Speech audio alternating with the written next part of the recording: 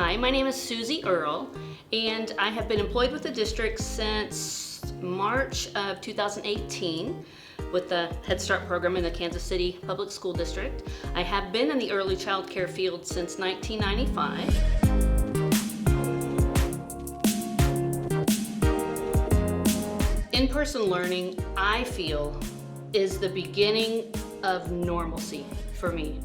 I was so excited to be able to have a part in starting the in-person learning. To me, it's just like normal. It's great to have the children back, and in working in the child care field as many years as I have, it just didn't seem right to not be coming back with children to help them learn and grow and just be excited about being at school. What has been working well for in-person learning is just to be able to have the connection with the children. It doesn't have to be physical touch, it just has to be eye to eye, especially with our mouths covered, our expressions are covered. You can see in the eyes. When you connect with a child or they get something, you see it in their eyes. So to me, that's the best part, and just being able to have conversations with them, being able to still share with the families about what we do and why we do it, and that everything that we do has a purpose. So it's just great, and it makes it normal to be back in person with the children. My name is Michelle Penzimus, and I'm the Head Start Director for Kansas City Public Schools. I've been in this role for about 3 years, and then I've served in the early childhood and mental health field for over 20. As a leader preparing for in-person learning, really, I operated through the lens of safety 100%. I needed my staff to feel safe, and I needed to know that the children and families were going to be safe. So that really involved looking at a very detailed strategic plan that started with the building. We looked at air quality, we looked at entrance for staff, where they would go in the building, how they would move throughout the building, how we would ensure that masks were worn and that there were hand sanitizers everywhere. So a lot of those physical pieces that we knew would keep people safe. We then moved into more of the programming. So then that's looking at what has to be different with education. Children need individual places for their belongings, more so than what they have had in the past.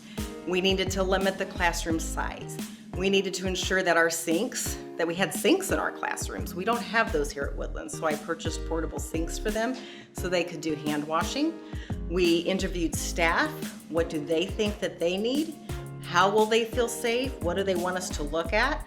And we learned from each other. So they told us, we really want to make sure that the cots are a certain way and that eating is a certain way. We want to make sure we have extra cleaning supplies, and how do we do that? And how do we ensure that the children have masks? And so we evaluated each of those pieces, and I did it in collaboration with fellow partners around Kansas City. So I had a lot of information to go from. I collaborated a lot with staff, community. I had the CDC guidelines and the health department guidelines from the very beginning. And we worked through every step, just checking off every box as we went along, all the way from cones out front for distancing, to the sinks in the classrooms, to individual tubs for belongings, and then how teachers can do their programming and feel safe, knowing that children should still operate as a typical early childhood program. It's important that the program is still as intended because children have to interact. They have to play with each other. That's how they develop. So we had to ensure that that happened too and could happen safely.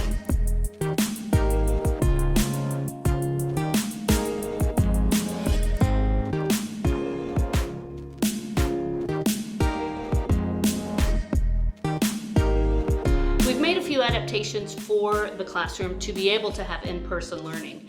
We've really focused on the importance of hand washing and keeping a safe distance, which at times is really hard because all you want to do is just grab them and hug them. So we've learned about throwing hugs and catching them. We've talked about masks and the specific way to wear them.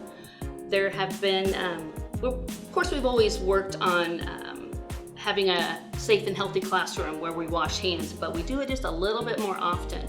And the process of cleaning the toys, we've added some more of that too, so we really focus on making sure that the toys are clean and sanitized, and the children help with that too. They know where the dirty toys go whenever they're finished with them.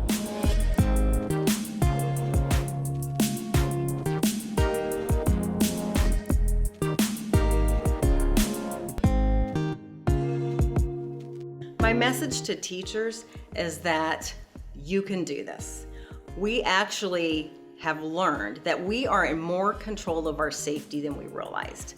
We think when we come into a building that we don't have choices, but we do. We can make the choices on how we wear our mask, how we stay distanced, and it's so important to communicate to your building leader about what you need and what you're afraid of, because you'll get good, accurate information, but I want you to know that you've got this.